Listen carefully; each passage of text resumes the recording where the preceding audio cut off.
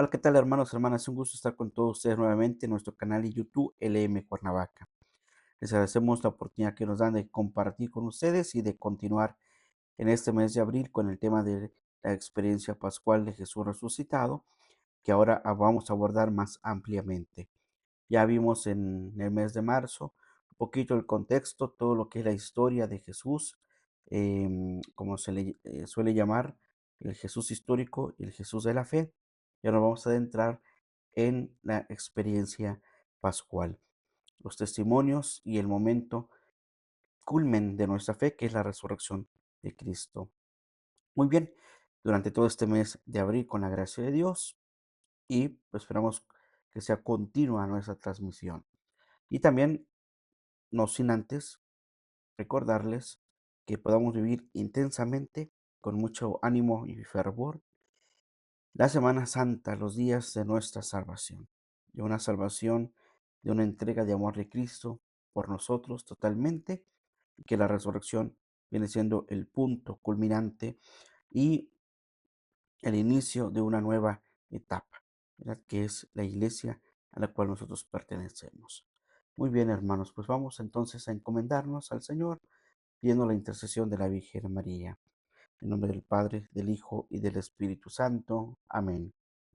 El ángel del Señor anunció a María y concibió por obra del Espíritu Santo. Dios te salve María, llena eres de gracia, el Señor es contigo. Bendita eres entre todas las mujeres y bendito es el fruto de tu vientre Jesús. Santa María, Madre de Dios, ruega por nosotros pecadores, ahora y en la hora de nuestra muerte. Amén. He aquí la esclava del Señor, hágase en mí según tu palabra. Dios te salve María, llena eres de gracia, el Señor es contigo. Bendita eres entre todas las mujeres y bendito es el fruto de tu vientre Jesús. Santa María, Madre de Dios, ruega por nosotros pecadores, ahora y en la hora de nuestra muerte. Amén. Y el Verbo se hizo carne y habitó entre nosotros. Dios te salve María, llena eres de gracia, el Señor es contigo. Bendita eres entre todas las mujeres y bendito es el fruto de tu vientre Jesús. Santa María, Madre de Dios, ruega por nosotros pecadores, ahora y en la hora de nuestra muerte. Amén. Ruega por nosotros, Santa Madre de Dios, para que seamos dignos de alcanzar las promesas de nuestro Señor Jesucristo. Oremos. Suplicamos, Señor, que derrames tu gracia en nuestras almas, para que los que por anuncio del ángel hemos conocido la encarnación de tu Hijo Jesucristo, por su pasión y cruz, seamos llevados a la gloria de su resurrección. Por el mismo Jesucristo nuestro Señor. Amén. En el nombre del Padre, del Hijo y del Espíritu Santo. Amén. Muy bien, hermanos. Entonces continuamos con la experiencia pascual de Jesucristo y vamos a iniciar hablando de unos testimonios pascuales. Bien, entonces,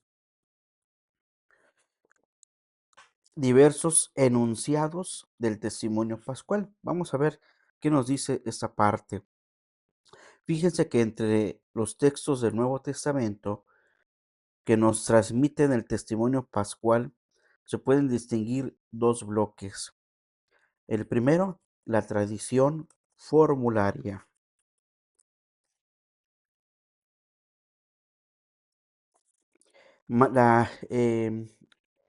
¿Qué significa? Vamos a ver, la tradición formularia.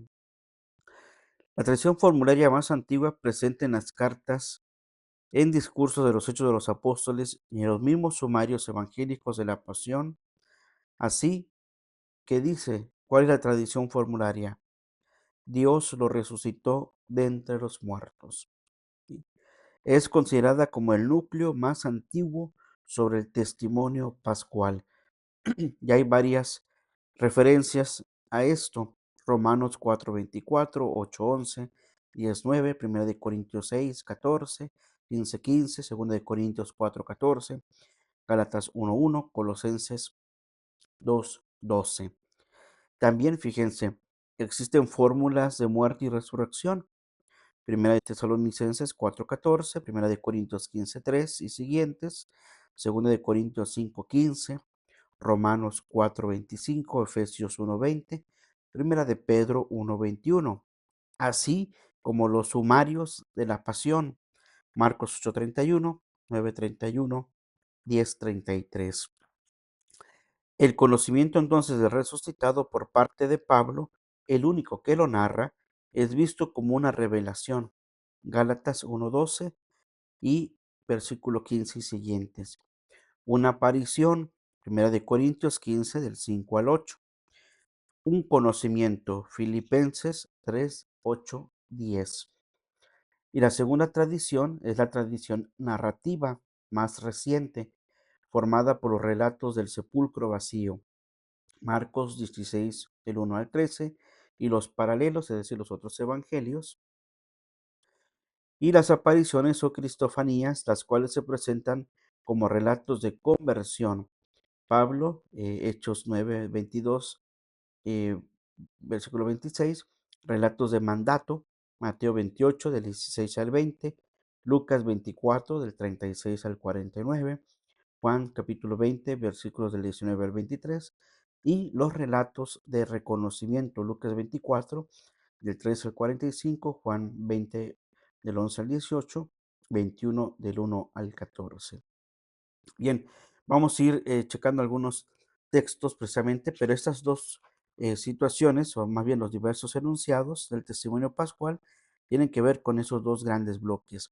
La tradición formularia más antigua, que enuncia a Dios que anuncia Dios lo resucitó de entre los muertos. Y la tradición narrativa más reciente son los relatos del sepulcro vacío. Es decir, son dos acontecimientos o dos bloques que nos presentan una forma de visión en torno a la resurrección. Por eso se llaman diversos enunciados del testimonio pascual, puesto que no es solamente un testimonio, sino que hay varios que aseguran pues la resurrección y también lo hablan desde la experiencia como Pablo, ¿verdad? Que a él le tocó no conocer a Jesús tal cual como los apóstoles, pero sí en aquel momento de su conversión entra en un proceso de conversión y también de encuentro con Jesús. Bien, pero los evangelios, las primeras comunidades cristianas, nos revelan según el matiz de estas dos tradiciones, la tradición narrativa, como también la tradición este, formularia. Entonces, en ese sentido, pues ahí está ya presente, digamos, esos dos momentos, esas dos cuestiones dentro de de esta tradición narrativa y de esta tradición y la tradición formularia. Bien, vamos entonces a algunos de ellos, vamos a ver qué nos dice.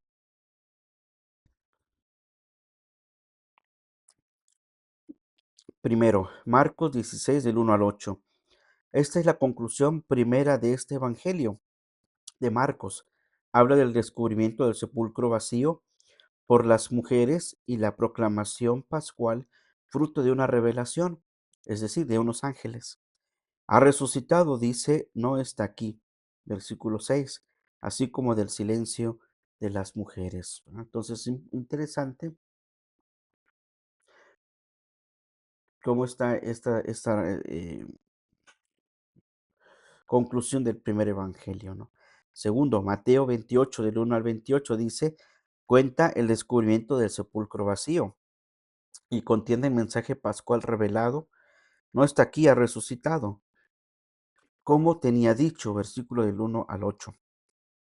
Y añade de forma única al describir la llegada del ángel que sobrevino un seísmo grande, expresión típica de las revelaciones bíblicas de Dios.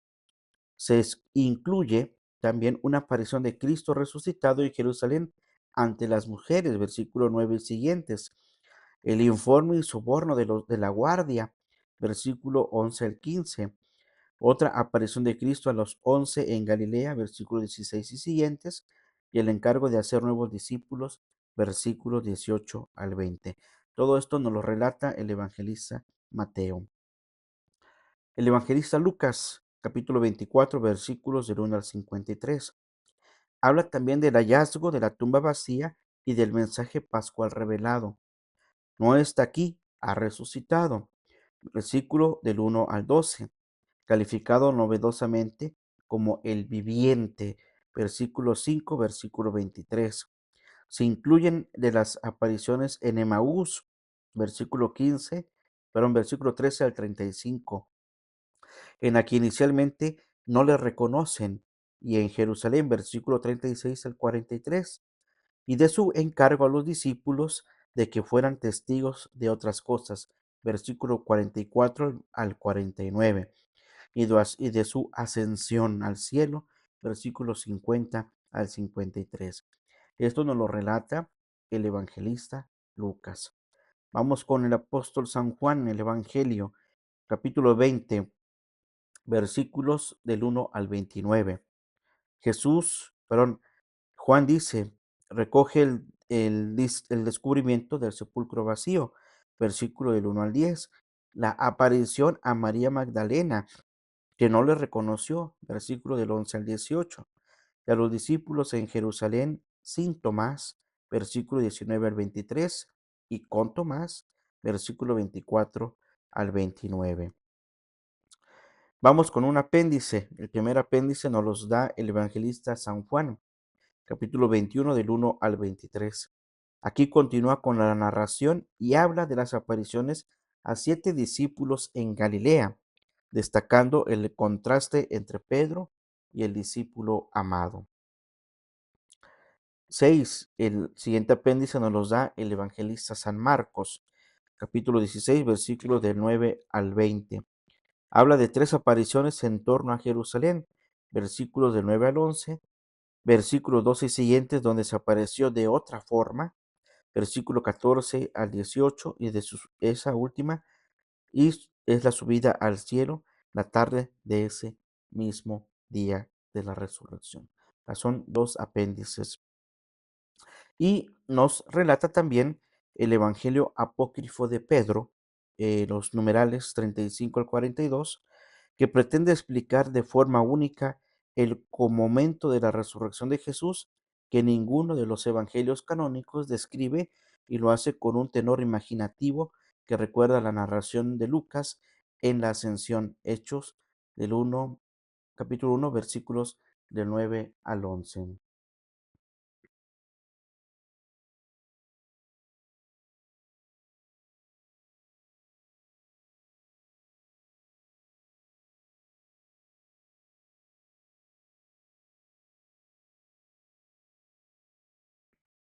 Muy bien. ¿Qué dice el texto? Vamos a leerlo. ¿Qué dice el texto del Evangelio apócrifo de Pedro?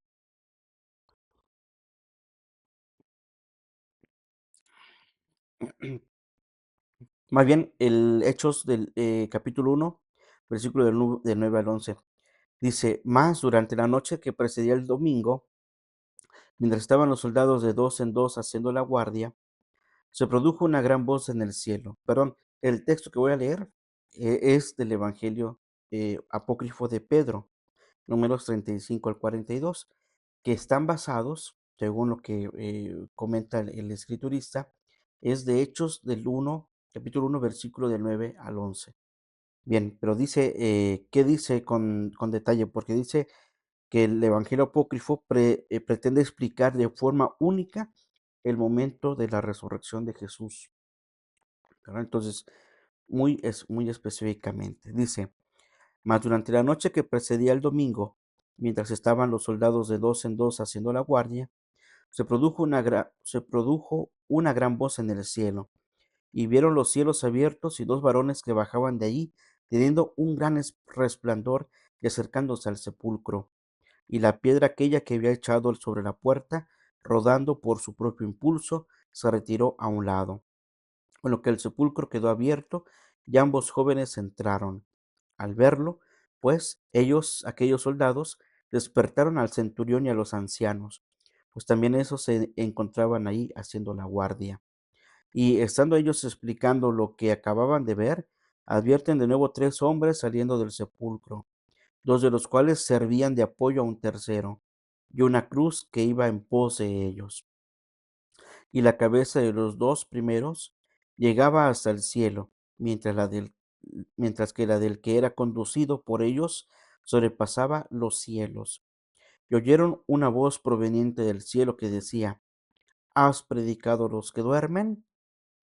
Y se dejó ir desde la cruz una respuesta: sí.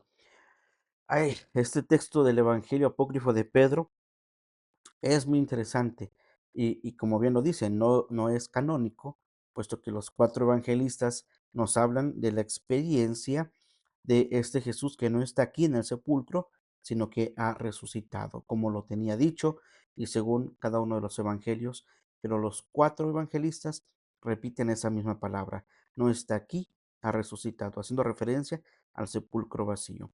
Pero el relato del evangelio de Pedro apócrifo nos habla de lo que sucedió en ese instante, de que después de los 3 días, la noche dice que precedía al domingo, lo que nosotros llegamos a celebrar como la vigilia del sábado santo, el fuego nuevo, precisamente es esa parte, ¿no? Durante la noche que precedía el domingo, y cuenta esta historia que nosotros no la relatan, pues los evangelios canónicos, pero que sirve también de experiencia y de conocimiento para la fe de la iglesia.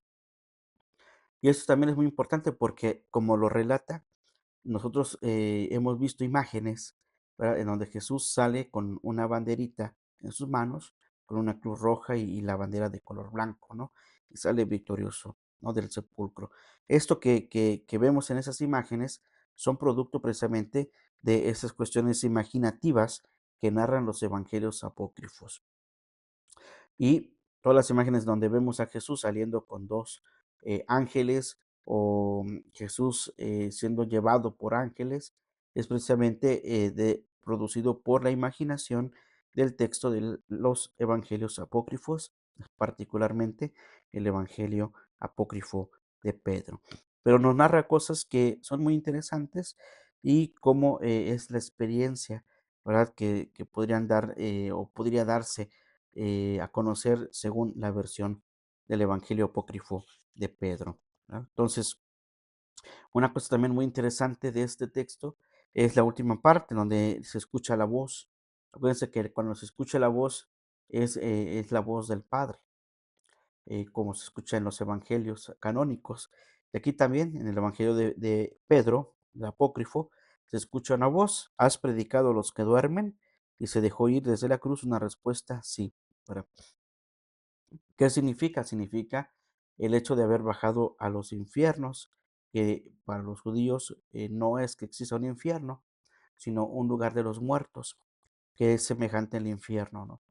Y Jesús, digamos, inaugura el infierno para los que han sido condenados y los que en el lugar de los muertos duermen justamente serán resucitados. Entonces Jesús, según se dice que en el credo de los apóstoles, como rezamos, bajó a los infiernos, es decir, bajó a predicar a los que duermen, a los que moran en el lugar de las tinieblas, en el lugar de la muerte, ha bajado a predicar lo que predicó en la tierra y dice pues que se escuchó una voz diciendo que sí ha predicado, entonces ha cumplido. Y esto nos va a llevar al relato del evangelista Lucas, si no me recuerdo es el único, que narra que de entre los sepulcros salieron los justos y entraron a la ciudad. Entonces es un texto muy, muy interesante. Entonces, también una cosa interesante del libro del Evangelio Apócrifo de Pedro es que narra el día exactamente como es, el domingo, mientras que los evangelistas no dicen que era domingo, no solamente dicen que era el primer día de la semana, ¿verdad? Pero en ese Evangelio Apócrifo de Pedro dice que era el domingo, durante la noche de aquella, perdón, durante la noche que precedía al domingo, sábado por la noche al domingo. Bien, notemos entonces aquí la palabra domingo, que es desconocida por los evangelios canónicos, pero presente en Apocalipsis capítulo 1, versículo 10, y en el libro de la Didache 14:1, que es la Didache, es el texto posterior al Apocalipsis, digamos, el que continúa una escritura como tal es la Didache. Después viene Ignacio y San Ignacio en su libro a los Magnetos 9:1. Y además es significativa la presencia de las autoridades judías para hacerlas testigos de la resurrección. ¿Verdad? Lo que dicen los otros textos es que los soldados llegaron a decirle a Pilato y a los demás que, que había que algo había pasado en el sepulcro, ¿no? Dice que les terminaron pagando unas monedas a los soldados para que dijeran que los discípulos de Jesús se habían robado el cuerpo. Pero el Evangelio apócrifo de Pedro, pues dice otra cosa, ¿no? Y pone de testigos a los primeros que dan testimonio de la resurrección, son los soldados y los ancianos que estaban cuidando precisamente el lugar donde Cristo había sido sepultado. Y no dice aquí el Evangelio de Pedro que se les haya pagado alguna cuota por guardar el silencio, ¿no? O por mentir, más bien, que por mentir a la gente que los discípulos llevaron el cuerpo del Señor. Bien, entonces es interesante porque aquí pone en evidencia a las autoridades judías para ser los testigos de la resurrección. Y la imagen de Jesús acompañado de dos ángeles recuerda la adición de Marcos 14, capítulo 16, versículo 4. Y la presencia de la cruz ambulante puede referirse a un agrafón citado por el pseudo Bernabé 12:1, cuando dice, cuando el madero se incline y vuelva a subir. Y expresa la victoria sobre la muerte. Por eso cuando Cristo ha resucitado, el, esas imágenes que solemos ver de Jesús resucitado, lleva como un estandarte una cruz pintada en una bandera que va como dobladita, que va así como al frente y como que va enfilado hacia arriba, obviamente adelante de Cristo y va hacia adelante de Cristo. Es precisamente es el agrafón, como dice el pseudo Bernabé, es un madero o una cruz que se inclina y vuelve a subir. Entonces, se inclina y sube la cruz, ¿no? ¿Verdad? Bien, la talla descomunal del resucitado es una forma de resaltar la divinidad que se encuentra también en otro texto posterior a la Didache y inmediatamente al Apocalipsis. El pastor de Hermas es otro texto. Y finalmente el anuncio a los que duermen se encuentra en Efesios 4:9, Primera de Pedro 3:19. Esta cuestión del anuncio a los muertos o a los que duermen está bíblicamente aceptado en el texto de Efesios y Primera de Pedro, como también está en Ignacio en su libro A los Magnetos y en el Pastor de Hermas. Bien, entonces estos dos son las tradiciones tanto formularias como narrativas, ¿verdad? Y que se incluye aquí un texto apócrifo, ¿verdad? Que narra precisamente el acontecimiento de Jesús resucitado. Bien, eso por un lado, hermanos. Espero no hacerlo borlas, hacerles esto todo un relajo, sino que es precisamente cómo se ha visto, ¿verdad? Esa cuestión de la resurrección de Jesús. Vamos, esto es eh, los diversos enunciados del testimonio pascual. Ahora vamos a los diversos lenguajes de la resurrección de Jesús. Aquí se amplía, digamos, la cuestión de la resurrección. Vamos a ver, la primitiva comunidad cristiana disponía principalmente de dos registros de lenguaje diversos en las afirmaciones de la fe naciente sobre la victoria definitiva de Jesús sobre la muerte. El primer registro, muy presente en las profesiones de fe, afirma el hecho mismo de la resurrección de Jesús, y el segundo está más presente en los himnos y proclamas y proclamaba más bien la elevación del Señor. Estamos hablando de dos lenguajes en torno a la resurrección. Primero, como tal, la resurrección. Cristo ha resucitado y segundo, ha sido elevado el Señor, ¿verdad? Es lo que celebramos nosotros como la ascensión del Señor. Vamos entonces primero al lenguaje de resurrección.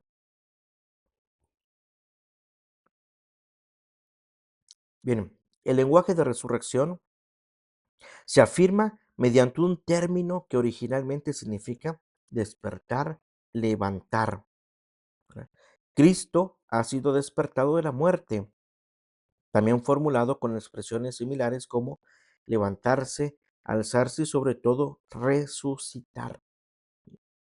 Y parece además que la formulación más primitiva del mensaje pascual se formuló como resurrección, puesto que se trata de un lenguaje que manifiesta adecuadamente que el individuo Jesús de Nazaret salió vivo de la muerte y permite identificarlo como el mismo que murió. Por eso no usan otra palabra, no usan la palabra levantar o despertar, sino resucitar. La desventaja de este lenguaje es que se puede aplicar tanto a los muertos resucitados, hablando pues como Elías, como Eliseo, como Lázaro, como para expresar la resurrección escatológica y la misma de Jesús. De hecho, hay un estudio, recuerdo en el seminario, que precisamente al hablar de la resurrección, entonces decían, entonces también resucitó a la hija de Jairo, también resucitó a Lázaro, también este, aquella mujer que llevaba a su hijo a enterrar, aquella viuda y madre que iba a enterrar a su único hijo, Jesús se compadece y resucita al hijo que ya iban a enterrar.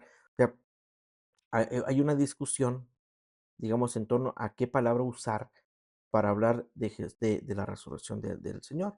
Y obviamente la comunidad primitiva usó la palabra resucitar para hablar de ese acontecimiento de Cristo salir del sepulcro.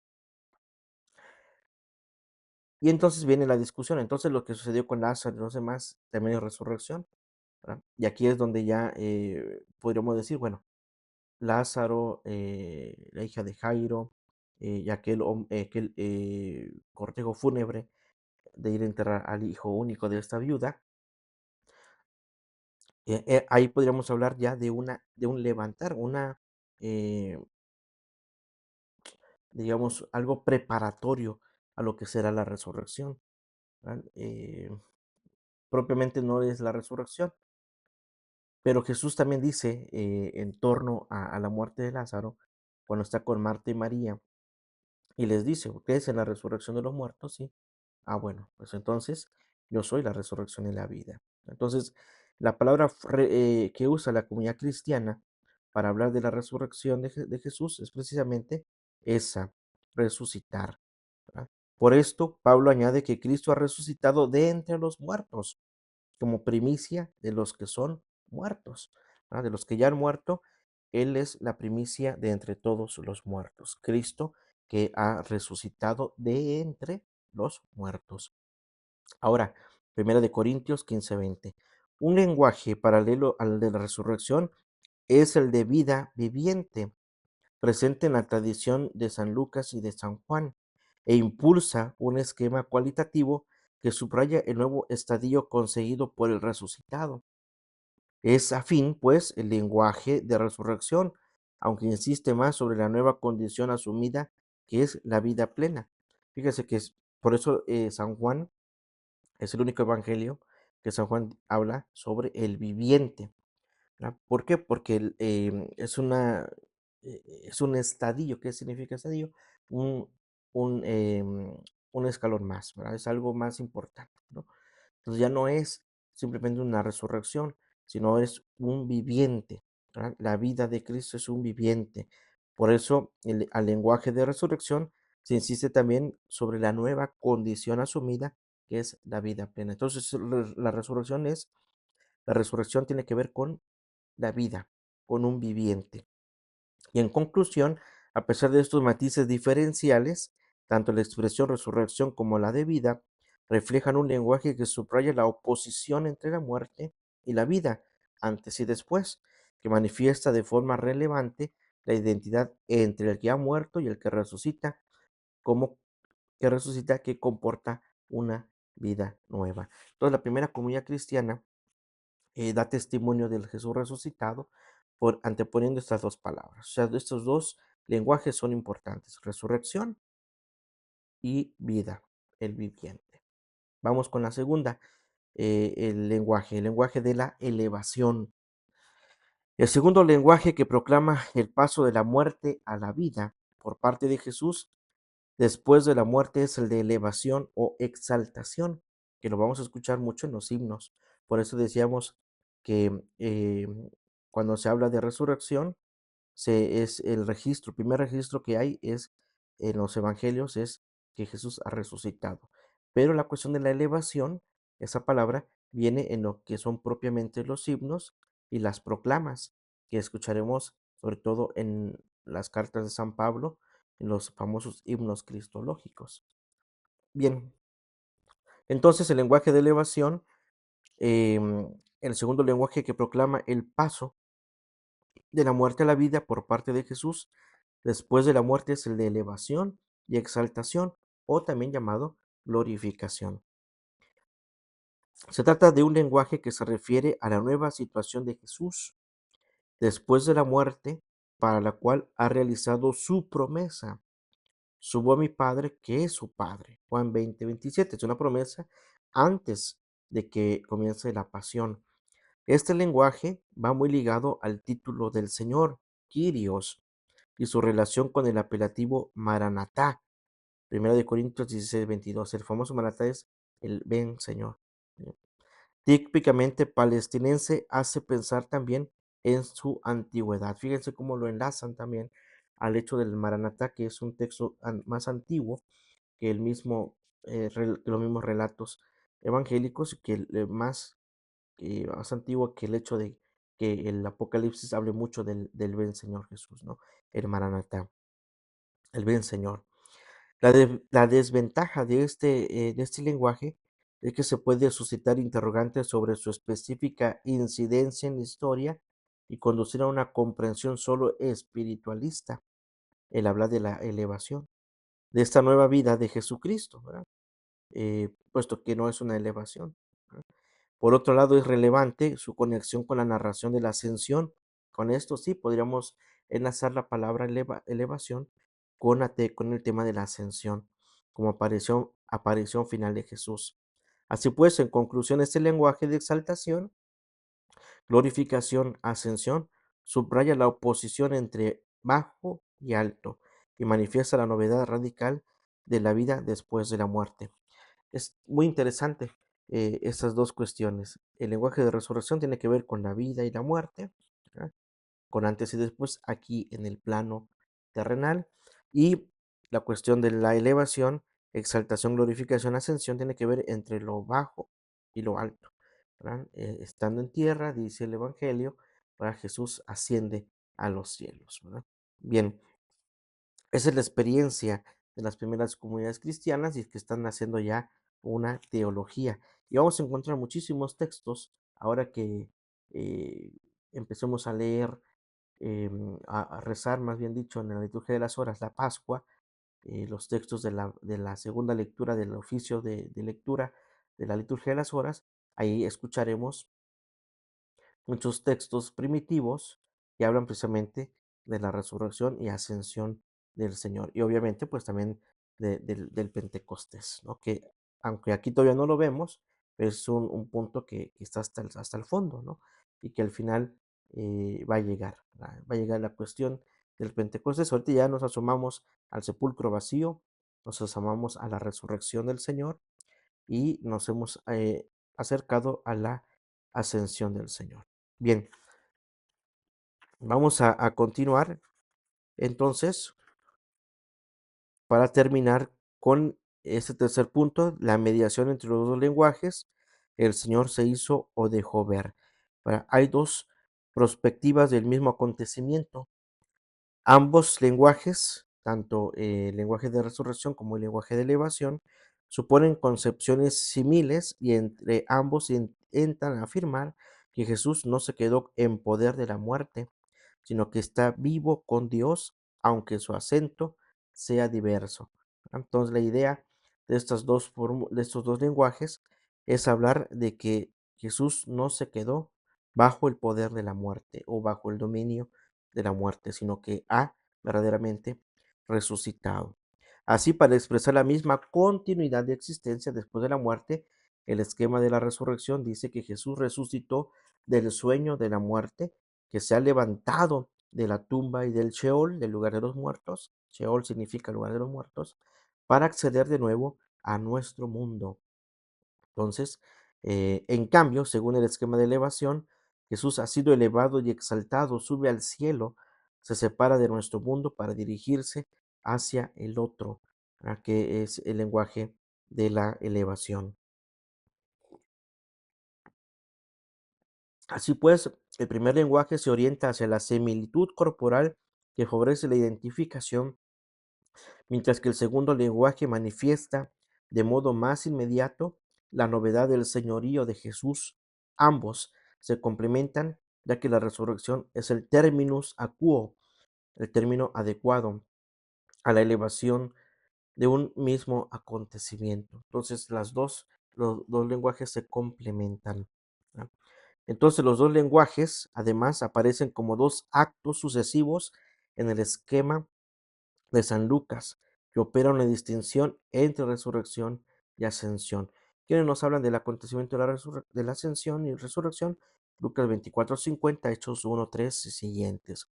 O son empleados de forma coordinada también estos dos lenguajes, Romanos 8:34 y 1 de Pedro 1:21. Ahora bien, es claro que el lenguaje resurrección prevalece por delante del de elevación o exaltación, el cual casi desaparece en beneficio del primero, quizá porque la expresión resurrección se prestaba más para indicar palpablemente la nueva existencia de Cristo y para fundar así la fe en los cristianos. Entonces, el hablar de resurrección, por eso los evangelios canónicos hablan de que ha resucitado, no está aquí, ha resucitado, ¿sí? Porque si no, también los evangelios canónicos hubieran dicho, no está aquí, ha sido elevado, ha sido exaltado, ha sido glorificado, pero eso es más bien como uso y término litúrgico y más como un uso para hablar de esas proclamas que vendrán posteriormente de la reflexión teológica. Y concluyo con el punto de convergencia. El Señor se hizo o se dejó ver, puesto que la resurrección tiene que ver precisamente con que haya testigos, si no, pues, ¿de qué forma podría uno hablar de la resurrección? Entonces, el punto de convergencia, el Señor se hizo, se dejó ver, los dos lenguajes tienen en común una afirmación de la fe primitiva que se refiere al modo con el que Jesús hizo saber que había vuelto al mundo, perdón, que había vuelto del mundo de los muertos y que se encontraba ahora en la gloria. Entonces, el Señor se hizo o se dejó ver, ¿verdad? Precisamente para afirmar este testimonio de la resurrección. Entonces, de hecho, el mismo verbo es usado en 1 Corintios 15, cuando afirma que Jesús se apareció a Cefas, a Santiago, a Pablo, y el himno litúrgico de 1 Timoteo 3:6 para decir que el Señor glorificado se apareció inclusive a los ángeles, ¿no? Se trata pues entonces de la forma verbal of se, que significa presente, ¿verdad? Técnicamente, en las teofanías y en las angelofanías, así sucede también frecuentemente en el Nuevo Testamento, ¿verdad? Y la tradición sería no tanto se apareció, sino más bien en sentido activo y causativo, se hizo o se dejó ver o estar presente, ¿verdad? En el presente, se hizo o se dejó ver, ¿verdad? Entonces, él mismo se da a conocer después de la resurrección, ¿sí? Bien, y así se subraya entonces que la manifestación de Jesús después de la muerte tiene un carácter activo, ¿verdad? Y podríamos poner un ejemplo de activo, ¿no? Muy sencillo. Jesús se aparece en la ribera del lago y están por allá pescando Pedro y Juan y los demás. Y entonces se escucha una voz desde la orilla del lago, ¿no? De la playa, y les dice, ¿tienen algo para comer? ¿Han pescado algo? No, pues que no. Les dice, echen la red del otro lado, encontrarán peces, ¿no? Y así lo hacen. Y entonces cuando ven la red llena, dice Juan, es el Señor, el Quirios, ¿no? Entonces, es el testimonio del resucitado. Y entonces dice que Pedro se aventó al mar, al lago, nadó hasta llegar hasta donde Jesús, mientras que todos los demás venían con la carga llena, ¿no? Y entonces Jesús pide de comer, está comiendo, él ya había preparado las brasas, entonces está en acción, es activo, es presente Jesús resucitado, ¿no? Inclusive él mismo puso las brasas, según el relato, ya estaba listo ahí para cocer lo que habían pescado, ¿no? Entonces es muy interesante esa parte. Ahora se hizo o se dejó ver. Así se subraya entonces esta manifestación activa de Jesús. ¿Verdad? Entonces hay tres elementos decisivos: la iniciativa, el reconocimiento y la misión propias de las revelaciones bíblicas. En ese sentido, se constata entonces que tal aparición es una autopresentación, es decir, es Dios mismo el que se presenta y se impone a alguien. Además, queda claro que el interés no está en el que ve, sino en el que se hace ver, ¿verdad? No es tanto el que está viendo, sino el que se hace ver. Y finalmente se constatan los esfuerzos del lenguaje de las narraciones pascuales para no limitar esta experiencia a una simple percepción visual, sino existencial y global. ¿Sí? Por esto, entonces, hermanos, no es extraño que se usen numerosos términos cuyo valor es mucho más amplio que el propio ver. ¿Cuáles son esos términos? Encontrarse, presentarse, aparecer, caminar, conversar, compartir la mesa. Todos esos elementos son distintivos de Jesús. Se hace ver, se hizo, ¿no? Se hizo y se dejó ver. ¿Eh?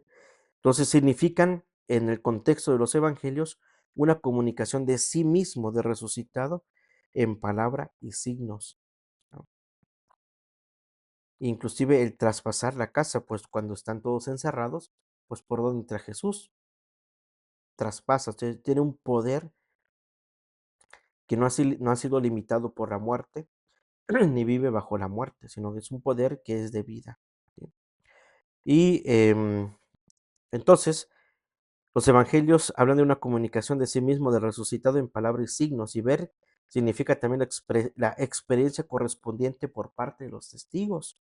Así se puede decir que la resurrección de Jesucristo acontece en la historia como encuentro. El encuentro que le ocurre al testigo sale de sí mismo, ¿verdad? Entonces, yo siempre he dicho que el Señor sale a nuestro encuentro. No es que lo encontremos, Él sale al encuentro, ¿verdad? Y entonces acontece el testigo. El Señor sale al encuentro y me convierto yo en testigo de ese encuentro, ¿verdad? No es que yo me lo haya encontrado, ¿no? Porque nosotros no somos los resucitados, lo resucitado es Él, ¿verdad? Él sale al encuentro del hombre y nosotros lo hallamos cuando Él se deja encontrar y nos convertimos así en testigos oculares de ese acontecimiento. ¿Verdad? Entonces, es interesante esta parte, ¿no? Entonces, finalmente, el surgir del lenguaje de la elevación permite consolidar mejor el significado y el lenguaje del lenguaje alcanzado de la palabra resurrección, ya que solo mediante la elevación, como la resurrección de Jesús, manifiesta su significado pleno. ¿Sí? Y tal amplitud de significado aparece con fuerza en los cuatro evangelios, ya que para hablar de la suerte de Jesús se conserva el lenguaje de resurrección, pero su teología prefiere los términos de glorificación o de elevación de Jesús, ¿verdad? Tal cual como lo hace San Pablo y Pedro, y en las cartas y todo lo que es, digamos, todas las cartas y el Nuevo Testamento. Después de Hechos de los Apóstoles, obviamente, ¿no? Los cuatro evangelios, los cuatro evangelios canónicos, Hechos de los Apóstoles, y después todo el conglomerado de las cartas y escritos del Nuevo Testamento. ¿Sí? Bien, solo quiero añadir, por último, para terminar esta parte, puesto que con ello termina tanto estos dos lenguajes que ya vimos, em, de la resurrección, resucitar y elevar. Bien, termino con esto. Se hizo ver del resucitado, lo conocido comúnmente como apariciones, suscitó una experiencia espiritual de los discípulos, no puramente subjetiva, repetida, compartida por ellos, que fue comunicada por mediación del lenguaje ambiente y de la tradición religiosa, en particular con ayuda de la fe en la resurrección colectiva al fin de los tiempos. Esto es interesante porque no son cuentos, no es algo subjetivo. De hecho, el mismo texto de Lucas en los discípulos de Maús, cuando se les aparece el Señor, precisamente usando esas palabras, aparecerse, con, con, em, tiene una conversación con ellos y regresan, dicen los discípulos de Maús, y llegan a donde están los demás y están escuchando ellos el testimonio de un tal Simón que se les apareció en el camino, ¿verdad? Entonces, el Señor, a que se les apareció también a ellos. ¿Verdad? Y estos regresan los discípulos y también cuentan lo que les ha sucedido, pero primero dice que llegan y escuchan y están dando un testimonio precisamente de el Jesús resucitado, que nos apareció en el camino, ¿sí? Bien, pues muy bien, hasta aquí dejamos esta parte y espero no hacerles bolas, espero que vayan agarrando el hilo. Entonces, lo primero que vimos de ese testimonio pascual fue entonces la cuestión, déjenme volver a decirlo tal cual, los diversos enunciados del testimonio pascual, la tradición formularia y la tradición narrativa, el sepulcro vacío y este es quien ha resucitado, no está aquí, ha resucitado, ¿sí?